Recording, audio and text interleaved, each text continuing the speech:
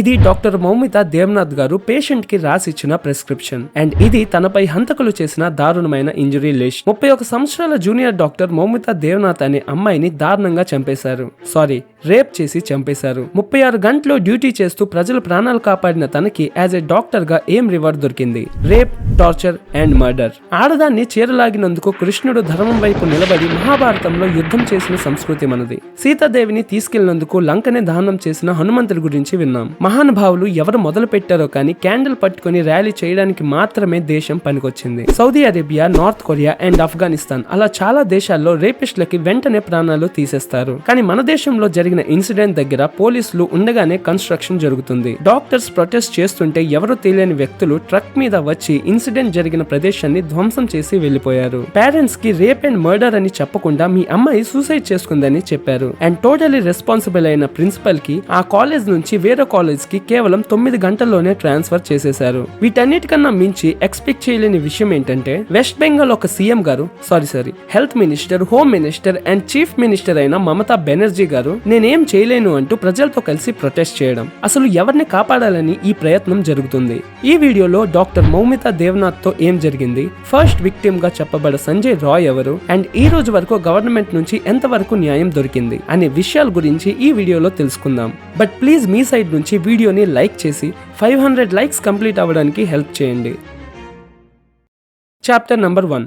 RG కర్ medical college north కోల్కతాలో ఉన్న సామ్ బజార్ లొకేషన్ లో ఉంటుంది. దీన్ని 1886లో కట్టారు అండ్ మన దేశంలో చాలా ఓల్డ్ హాస్పిటల్ గా పిలువబడుతుంది. అండ్ ఈ ఓల్డ్ హాస్పిటల్లో జరిగిన ఇన్సిడెంట్ మొత్తం దేశాన్ని కదిలించింది. 8 ఆగస్ట్ రాత్రి 11 గంటల సమయంలో ఒక 36 సంవత్సరాల జూనియర్ డాక్టర్ తన 36 గంటల డ్యూటీ షిఫ్ట్ లో ఉండేది. ఇలా ఉండే జూనియర్ డాక్టర్స్ కి ట్రైనింగ్ టైంలో 24, 36 అండ్ 72 గంటల ఎమర్జెన్సీ డ్యూటీ అనేది ఉంటుంది. ఈ షిఫ్ట్ల టైంలో వాళ్ళు ఆన్ కాల్ లో ఉండాలి. అంటే వాళ్ళు రెస్ట్ తీసుకోవచ్చు, కానీ కాల్ రాగానే పేషెంట్ ని చూడడానికి వెళ్ళాలి. రెస్ట్ తీసుకోవడానికి తనకి రూమ్స్ లేకపోవడంతో తను రెస్ట్ తీసుకోవడానికి వాళ్ళ సెమినార్ క్లాస్ వైపు వెళ్ళింది. సో సెమినార్ క్లాస్ కి వెళ్ళడానికి ఒక కారిడార్ ని క్రాస్ చేయాలి. సో అక్కడ ఒక సీసీ కెమెరా ఉంది, కానీ సెమినార్ రూమ్ లో ఒక్కటి కూడా సీసీ కెమెరా లేదు. ఆగస్ట్ 9 తెల్లవారి 7:30 సమయం 31 సంవత్సరాల స్టూడెంట్ ఒక్క బాడీ దాదాపు 10 ఇంజరీస్ తో దొరుకుతుంది. తన బాడీ సగం బట్టలతో ఉండడమే కాకుండా కళ్ళ నుంచి అలానే ప్రైవేట్ పార్ట్స్ నుంచి రక్తం వస్తూ ఉంటుంది. తెల్లవారి 10:53 సమయంలో అక్కడ ఉన్న సూపరింటెండెంట్ వాళ్ళ పేరెంట్స్ కి కాల్ చేస్తుంది. కాల్ చేసి మీరు అర్జెంట్ గా రండి, మీ అమ్మాయికి అస్సలు హెల్త్ బాగాలేదని చెప్తుంది. దెన్ 22 నిమిషాల తర్వాత 11:15 అదే వ్యక్తి వాళ్ళ పేరెంట్స్ కి కాల్ చేసి మీ అమ్మాయి సూసైడ్ చేసుకుందని చెప్తుంది. విక్టిమ్ ఒక ఫ్యామిలీ మెంబర్ చెప్పినట్టు వాళ్ళకి 3 గంటలు వెయిట్ చేయించారంట. కానీ 3 గంటల తర్వాత పర్మిషన్ ఇచ్చినా సరే వాళ్ళ నాన్నగారికి వెళ్లి ఒక ఫోటో తీసుకోవడానికి మాత్రమే పర్మిషన్ ఇచ్చారు. ఎప్పుడైతే అతను తన కూతురు పరిస్థితిని చూశారో తను మీడియా ముందుకు వచ్చి తనకి జరిగింది సూసైడ్ కాదు రేప్ అని ఏడ్చారు. తను వెళ్లిపోయింది, తనని వెనక్కి తీసుకుని రాలేం కానీ మాకు న్యాయం కావాలని వేడుకున్నారు. ఇన్సిడెంట్ బయటికి రాగానే కోల్కతాకి చెందిన కమిషనర్ వినీత్ కుమార్ గోయల్ ఇంకా state health secretary NS Nigam hospital కి చేరుకున్నారు. అక్కడ నుంచి అసలైన నిజాలు బయటపడ్డాయి. క్రైమ్ సీన్ లో అక్కడ ఒక బ్లూటూత్ డివైస్ పోలీసులకి దొరుకుతుంది. అదే ఈ కేసులో కీ ఎవిడెన్స్ గా మారింది. Then police team CC footage check చేస్తున్నప్పుడు వాళ్ళకి ఆ రోజు 5 నైట్ డ్యూటీలో ఉండడం గమనించారు. కానీ ఒక్కడు మాత్రం తెల్లవారి 4 సమయంలో సెమినార్ రూమ్ వైపు వెళ్తున్నట్టు ఫుటేజ్ లో ఉంది. పోలీస్ ఆఫీసర్ ఆ బ్లూటూత్ ని అందరి మొబైల్స్ పక్కన పెట్టి టెస్ట్ చేయడం మొదలు పెట్టాడు. అండ్ ఆ బ్లూటూత్ సంజయ్ రాయ్ మొబైల్ కి కనెక్ట్ అయింది. అండ్ అతన్ని సస్పెక్ట్ నెంబర్ 1 గా కన్ఫర్మ్ చేశారు. Chapter number 2. అయితే సంజయ్ రాయ్ ఎవరు, అతను ఆ టైంలో ఏం చేస్తుండేవాడు?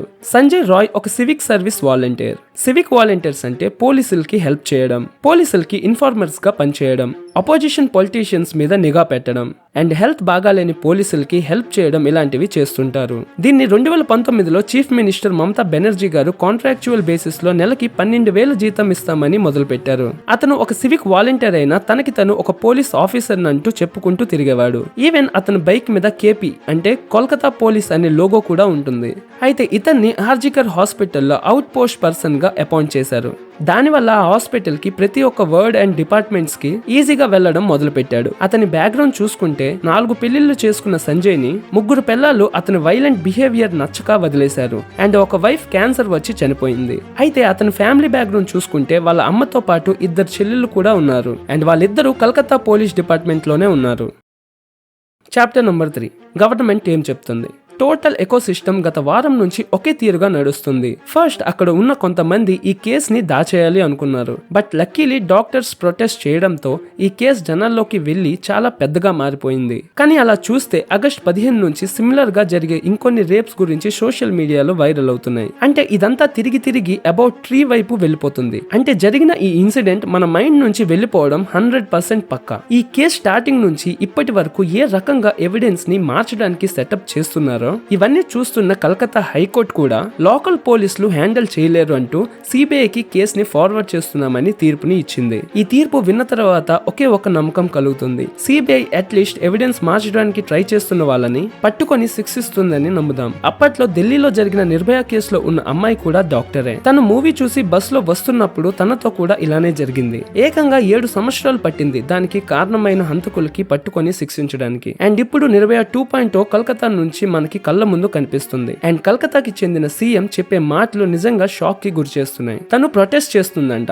ప్రొటెస్ట్ దేనికి? ఆ అమ్మాయికి న్యాయం జరగాలనంట. న్యాయం ఎలా దొరుకుతుంది? సిబిఐ బాగా ఇన్వెస్టిగేషన్ చేస్తే అంటూ తన మొత్తం రెస్పాన్సిబిలిటీ నుంచి చేతుల్ని కడిగేసింది. ఇలా ఒక సీఎం తీసుకునే డిసిజన్ అదే మన తెలుగు రాష్ట్రాల్లో జరిగితే ఎలాంటి పరిణామాలు జరుగుతాయో మీరు కామెంట్స్ లో చెప్పండి. అయితే ఇలా జరగడం వల్ల లేడీస్ అండ్ గర్ల్స్ కి వచ్చే ప్రాబ్లమ్స్ ఏంటి? ప్రాబ్లం ఏంటంటే దేశంలో ఉన్న ఆడపిల్లలు ఆడవాళ్ళు బస్సులో వెళ్ళినా, స్కూల్ కి వెళ్ళినా, ఇంట్లో ఒక్కరు ఉన్నా లేదా ఎవరైనా రిలేటివ్, తెలిసిన వాడు, పక్కింటి వాడు ఏదైనా తప్పు పనులు చేసే ఉంటాడు. అండ్ ఒక్కటి కాదు, ప్రతి ఆడపిల్ల జీవితంలో 10కి మించి ఇన్సిడెంట్స్ తప్పకుండా ఉంటాయి. చిన్నప్పటి నుంచి మొదలుపెట్టి పెద్దయినంత వరకు ఇలాంటి సిచ్యువేషన్స్ ఎదురుపడుతూనే ఉంటాయి. దేశంలో ప్రతి మూలమూలల్లో దీనికన్నా దారుణంగా జరుగుతాయి. కానీ కొంతమంది ఆడవాళ్లతో జరిగే అక్రమాలు చాలా చిన్నవిగా ఉండిపోతాయి. అప్పుడప్పుడు మాత్రం ఇలా డాక్టర్ మౌమితా దేవనాథ్ లా బయటికి వస్తాయి. తను మన అమ్మ కాదు, అక్క కాదు, చెల్లి కాదు, ఆల్సో మనకు పుట్టిన కూతురు కూడా కాదు. కానీ మీ వాయిస్ ని తప్పకుండా రేస్ చేయండి. ఎందుకంటే ఇలా ఇంకెవరికి జరగకుండా హంతకులకి చాలా పెద్ద శిక్ష పడాలి కాబట్టి. ఈ విషయంలో మీరేమనుకుంటున్నారో కింద కామెంట్స్ లో తప్పకుండా చెప్పండి. వీడియోలో వాల్యూ ఉంది అనిపిస్తే తప్పకుండా షేర్ చేయండి. వీడియోని లైక్ చేసి ఇలాంటి వీడియోస్ కోసం ఛానల్ ని సబ్స్క్రైబ్ చేసుకోండి.